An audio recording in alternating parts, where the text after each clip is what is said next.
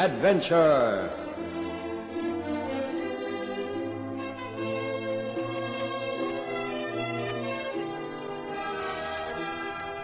Tonight, Ron Evans takes us back to the First World War in his story called Another Kind of Courage.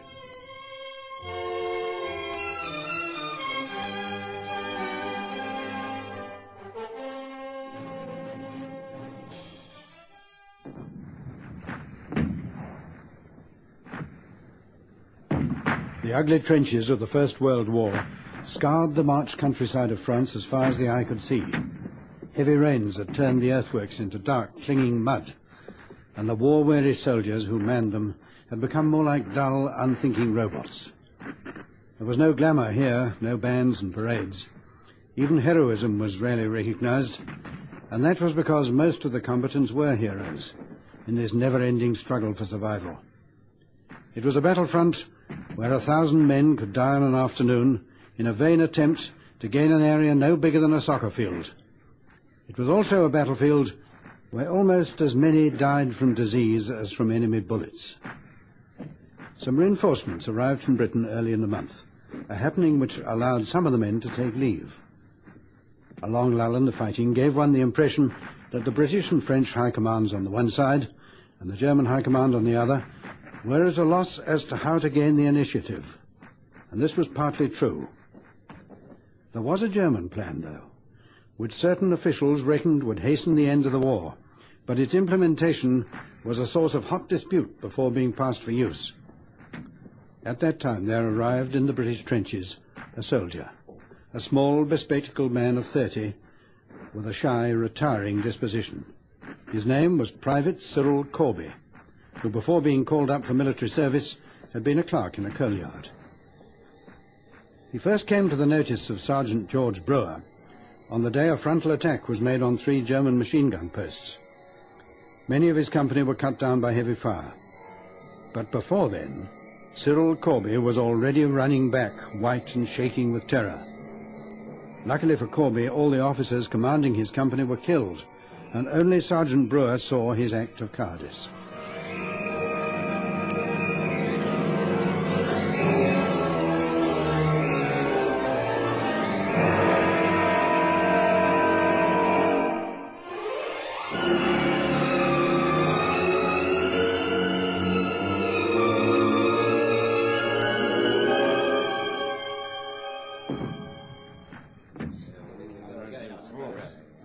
Hey, Corby, come over here.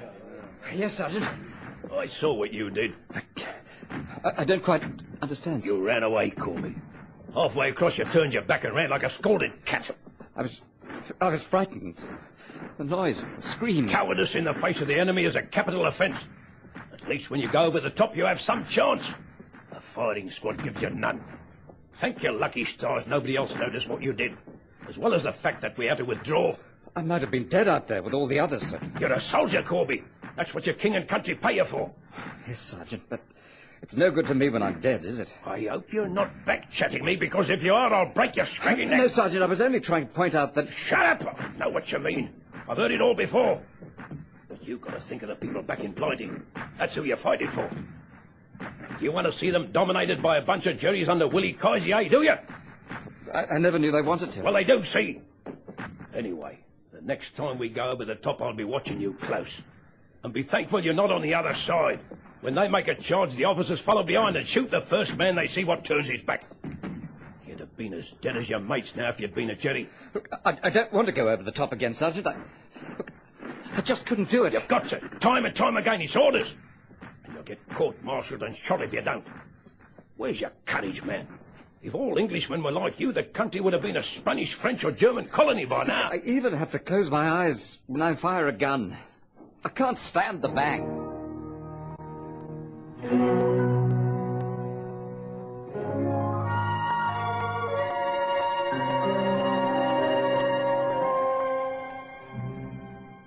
There followed another lull in the fighting.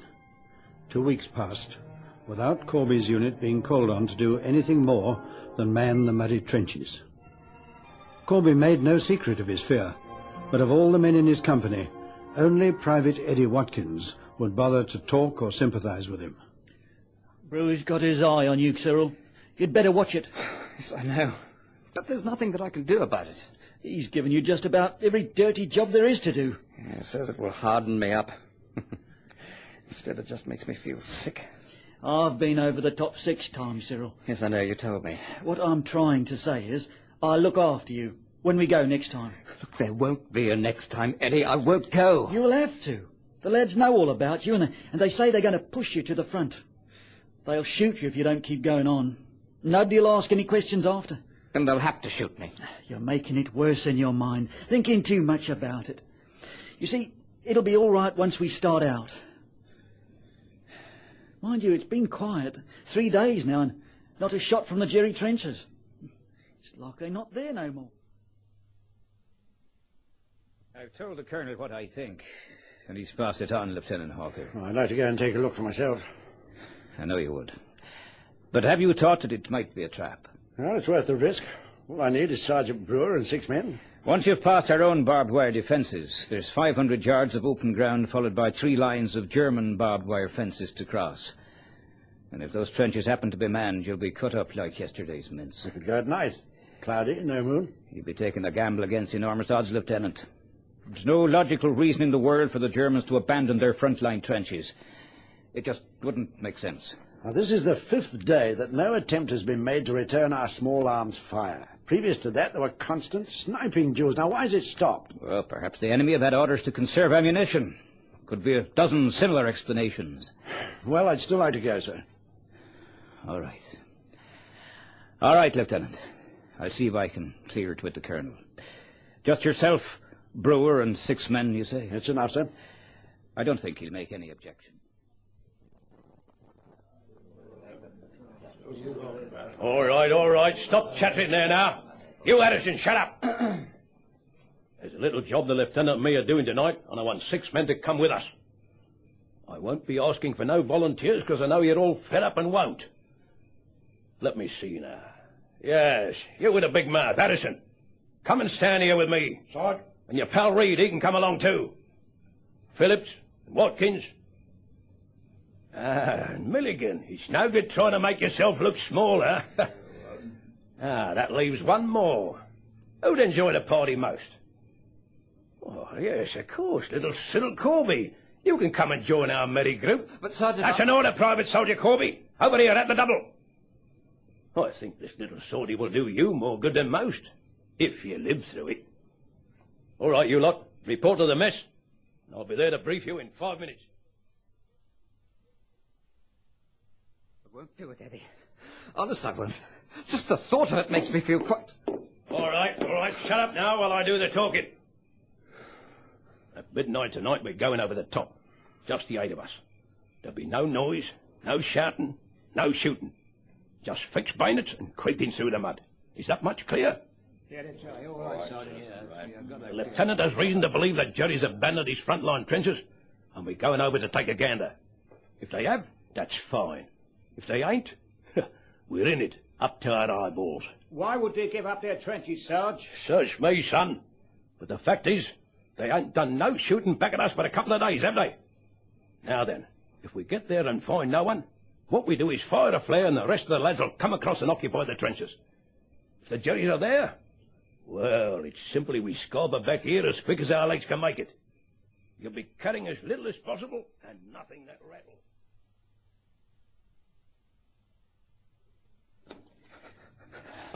This is where we wait. The Sarge will be along in a tick. Shaking all over us, Eddie. Oh, you'll get over it. Once we're out, time will pass like magic. Don't have second thoughts, Cyril. You know what'll happen if you don't come with us.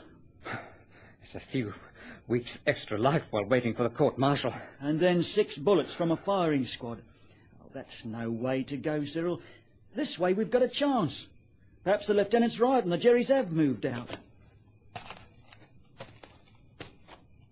All here for the party, eh? Even you, eh, Corby? So you've decided to face it out after all, eh? Good. I don't like to court-martial someone. Too much paperwork to do. Anyway, I'll be right behind you, Private Corby, just in case you decide to change your mind.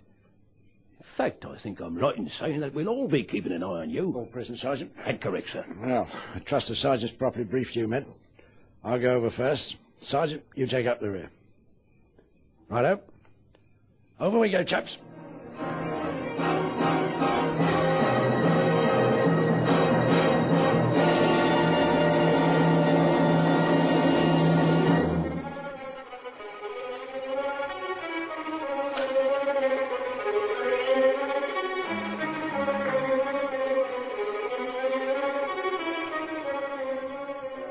With bayonets fixed, the small group of men picked their way through the mud and barbed wire towards the silenced German trenches.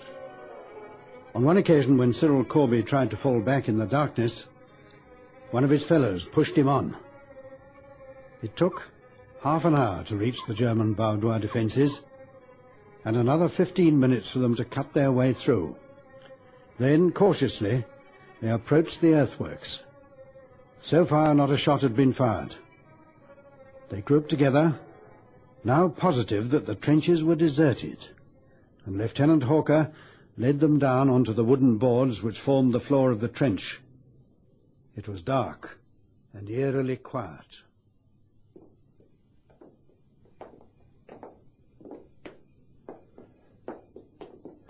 Right, Harrison, Phillips, Milligan, you go along that way. Be as quiet as you can. Report back along here if you see something of interest. Sergeant, you, Watkins, and Corby come with me. There should be some kind of a command post somewhere along here. About 50 yards along the trench, the lieutenant stopped before a short flight of crudely made steps which led down to a closed wooden door. Either side of me, you fire at any living thing inside. You ready? Yes, sir. Harrison!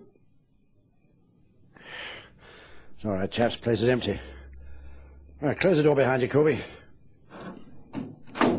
Light those 2 oil lamps, Sergeant, will you? Well. This is a mystery, isn't it? A line of perfectly good trenches and not a soul manning them. Now, I wonder why. Strategic withdrawal, perhaps, sir. I find that hard to believe, Sergeant. Jerry won't give a foot of ground without losing 1,000 men for it. There's some other reason. What's these under the tarpaulin, sir? Shells? No. Cylinders. They got all German writing over them, sir. Can you read German, sir? No, I can't, Sergeant, unfortunately. Well, we're going to have a job finding someone who can, unless we can catch a prisoner who speaks English. Excuse me, sir. I can speak German, sir. Can you, Corby? Well, that's a useful achievement in this war. All right, then take a look at this. What does all this jumble mean? It's a kind of gas, sir. No, it's just for heating, lighting, I suppose. It's called mustard gas, sir. Hmm? To be handled with great care and only in the presence of a senior officer. So, they are going to use it. Now, rumours have been rife that the Germans intend to use gas, and this is it. It's nasty stuff, too. It burns the skin off your body, so I'm told.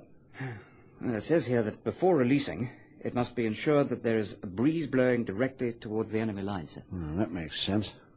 Wonder why it's been left here like this. 30 cylinders there are, sir. Watkins, wait outside. Keep an eye open for the others coming back, will you? Yes, sir. May I make a suggestion, sir? Go right ahead, Corby. You're welcome.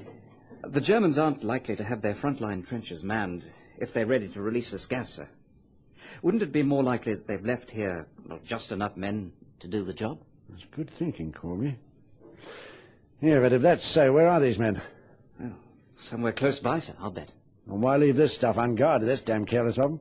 At a guess, I'd say that they intend to release this gas at the first sign of an easterly breeze. Tonight or tomorrow, if the conditions are right, sir. There's a westerly blowing at the moment, sir. Well, it doesn't answer the question of why it's been left unguarded like this, does it? Well, say 6 to 10 men to release the gas, and possibly half a dozen similar dugouts, sir. They could be working together at some point along this trench. The cylinders are heavy, and would have to be taken out one at a time and placed on top of the earthworks. He could be right, sir. They back, sir. Huh? They say there's a group of men working on something about 200 yards down the line, sir. How many are there? 8, sir. Well, that's how many they've seen, anyway, sir. All right. Now keep it quiet. Get your bayonets. Take one of them prisoner, but only if it's feasible. All right, come on. We'll take them from both sides at once.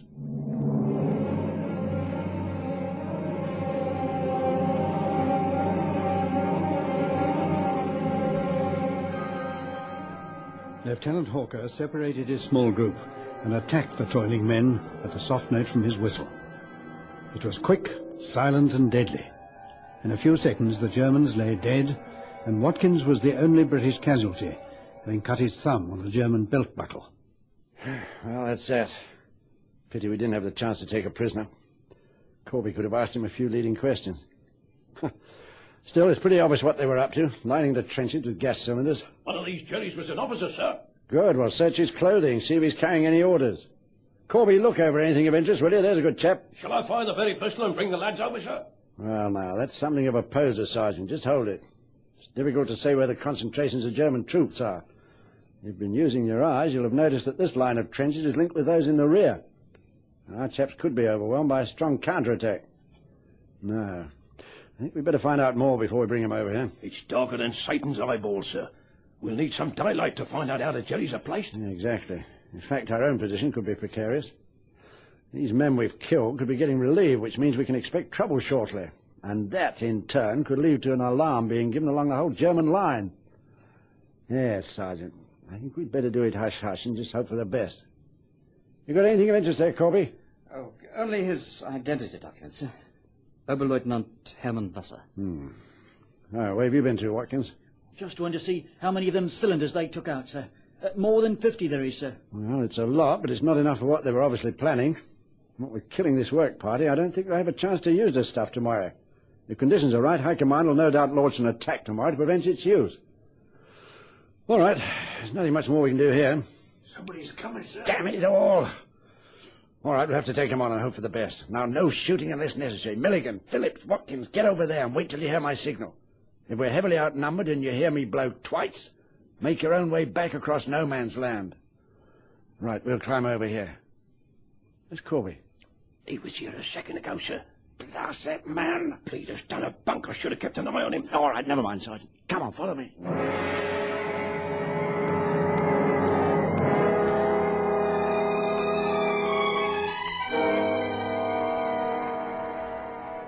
All the waiting soldiers could see and hear of the approaching enemy was a dim, shaded light and the guttural murmur of voices. When close enough, Lieutenant Hawker raised the whistle to his lips.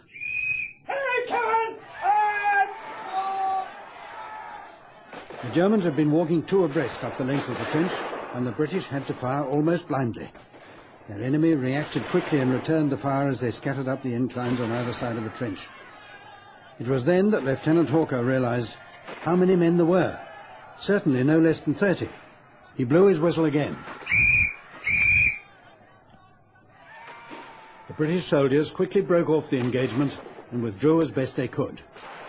Knowing they'd be trying to make their way back to their own lines, the Germans lined their trench and kept up a fusillade of rifle fire over an arc of 120 degrees. Private Watkins was killed instantly as he tried to get through the barbed wire, and another of his companions, Private Phillips, caught a bullet in the leg on the far side of the wire. He sank down to the mud, but later succeeded in crawling to his own lines before daylight turned him into a helpless target. Of Private Corby, nothing was seen. Once safe, Sergeant Brewer waxed brutally eloquent on what he'd do to the little man if he'd survived the engagement.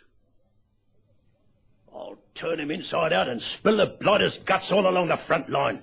Just when we needed him most, he does a bunk. Ha! Talks German, does he, eh? Wouldn't surprise me none if he hasn't been secretly on their bleeding side all along, the little swine. Probably over there now, swigging schnapps and eating their stinking black bread. All right, Sergeant. You've let off steam. Calm down. Well, I'll have to report his desertion, of course. It'll be a court-martial if he does come back. He'll be made an example of as a warning to others like him. The army can't afford cowards in its ranks. I'm off to see the colonel. I suggest you get some sleep. It's possible we might be making a frontal assault during the day in view of my reports.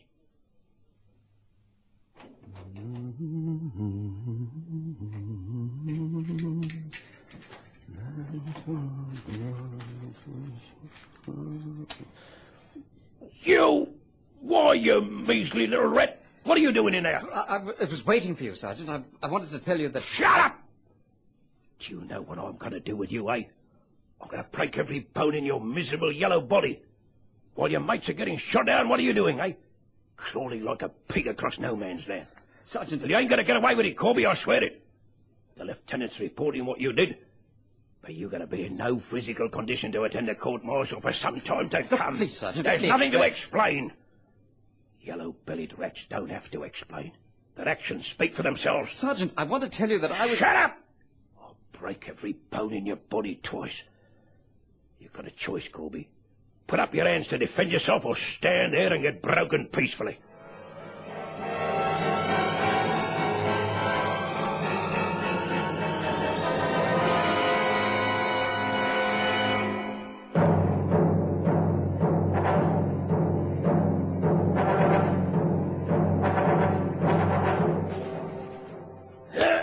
Look at you. Look at you. Hell, it's sickening as kicking a lamb to death. Help me, sir. Please. You've found Corby, have you? Help me, sir, please. He's asked for what I'm giving him, sir. Yes, I dare say, but there are official ways of dealing with this man's behaviour. I thought you were merely giving way to fancy when you said you were going to hurt him. You realise what this could mean, don't you? I don't care, sir. All right, I'll overlook what I saw when I came in, but by doing that, I'll also have to see what I can do to help Corby out of his mess. You mean let the little rat get away with it? No, not necessarily, Sergeant. What I came to see you about was a report I've just received from the Colonel. We can't yet identify the cause, but apparently there's pandemonium all along the length of the German lines. Lights have been seen, a lot of shouting heard. Oh, as far as 10 miles north of here. It's most odd and it's quite inexplicable. Maybe they're pulling out, sir. There's not much reason for them to do that, is there, sir? Even if it were true. Why'd they make such a ruddy awful noise about it? Well, they foreigners, sir, and you know yourself there's no accounting for the things they get up to. If I might say something... Shut up, Corby. Nobody wants to hear from a little squirt like you. That's a bit harsh, Sergeant. We can't be arrogant and pig-headed like those Jerrys over there, now can we? Just let the little fella talk. After what he done, letting the side down and all. Well, he helped with the German translation. It was pretty useful. Right, Corby, what did you want to say? Well, I just wanted to mention the gas, sir. Yeah? What about it? It explains the panic over there, sir. Oh, I see. Hardly, though. I mean, it's quite safe inside those steel cylinders. You saw that for yourself, didn't you? Well, the sergeant didn't give me a chance to explain my absence when we fell back, sir. I went back along the trench and read in full the instructions for its use. I released as many as I could before I made my way back here, sir. You did what, Corby? Damn it, all man, are you serious? Well, you said that there was a westerly wind blowing, so I thought it might be a good idea to let them have a dose of their own medicine, sir. How many did you release? Something between 60 and 70 cylinders. As many as that? But why didn't you tell me what your intentions were while we were over there? Well, sir, I was too scared to. Scared? In case you said no, sir. He was scared. Would you believe that, Sergeant? I'm flabbergasted, sir. The Jerrys must be running eastwards like bunnies with their tails on fire. Excuse me, sir. Yes, Corby? Will I still get it in the neck, sir? In the neck, Corby? Of course not. We pin medals on a man's chest, not on his neck. You come along with me. We'd all better pay a visit to the command post.